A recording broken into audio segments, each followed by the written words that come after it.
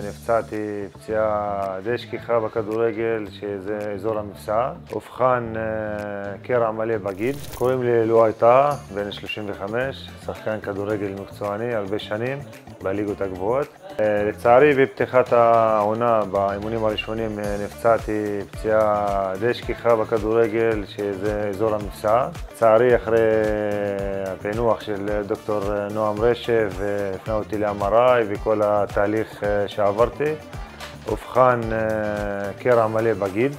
ברוך השם, היום אנחנו אחרי הניתוח וכבר בשיקום מתקדם, ובעזרת השם עוד כמה שבועות אני חוזר לעניינים, למגרש, ולהתחיל לשחק שוב. המקצועיות שלהם זה באמת שהם מתואמים אחד עם השני, ואני מטופל אצל 3 פיזיותרפיסטים לפי הלו"ז שאני בוחר.